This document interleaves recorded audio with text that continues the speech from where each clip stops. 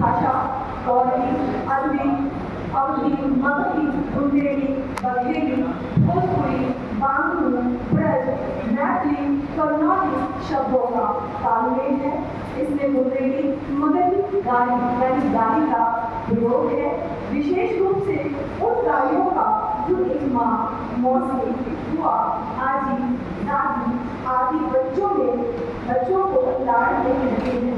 वास्तव में ये एक चिठोरी में जताया गया प्यार है, ना कि वास्तव में दी गई गाली। ऐसी कुछ गालियाँ हैं जैसे दहीजा, आग में देख चले, छठी बड़ी, ये दहीजा के संपूर्ण भाव है।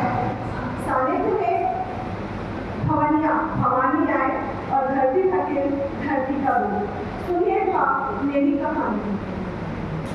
अम्मा, ओ अम्मा, देखी कौन आ रहा?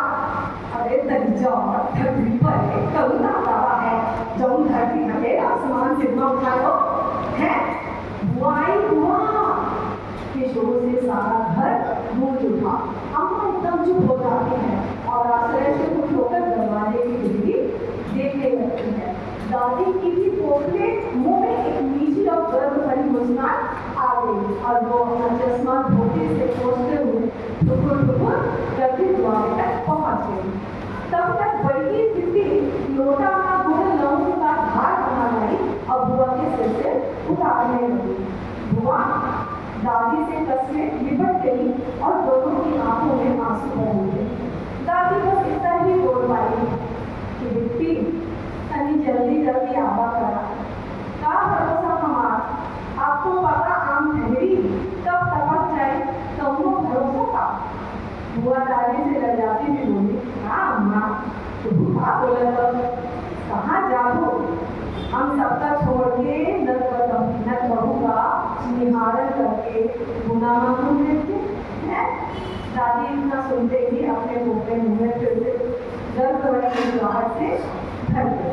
तब तक अम्मा पेठा और पानी मिलाई और आंखें नम करते हुए बोलती है कि जीजी मेहमान कहे साथ नहीं आए और कमरू नाराजगी हुई बेटा, आप लोगों के आने से घर गुलजार हो जाता है, चलिए जल्दी आया करिए। अम्मा की रसोई बुआ के पसंदीदा व्यंजन से मैंने खरीद दी।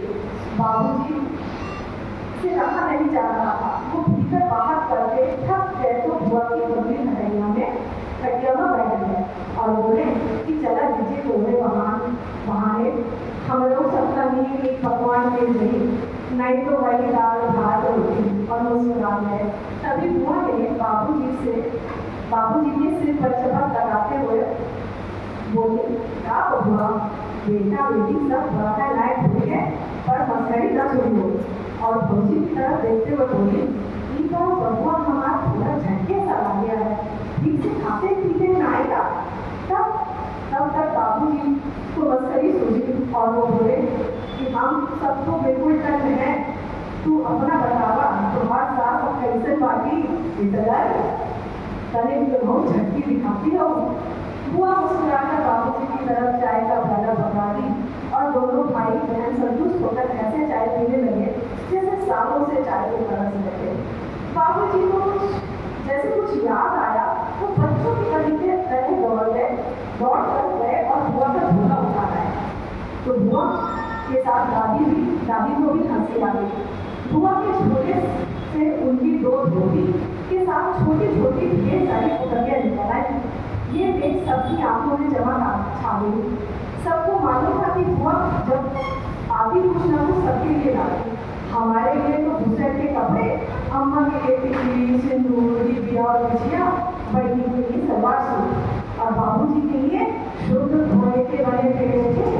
उन्होंने आम न देखा गाँव पर टोपा पकड़कर बैठे और आगे मुंह में पूरा स्वाद लेने लगे। दादी तो बुआ ने कुछ खाती पीती लाती तो वो अपने मुंह में धोती गए। बहन का भाई बहन का पेट देख निहार होती, बस पूरा घर बुआ की लाई पोटलियों से महक उठा। अब पड़ोस में भी खबर फैल गई कि फलाने की बिटिया मायके में आई। तब तो सभी के लिए मायके आई बिटिया मान सम्मान की होती थी।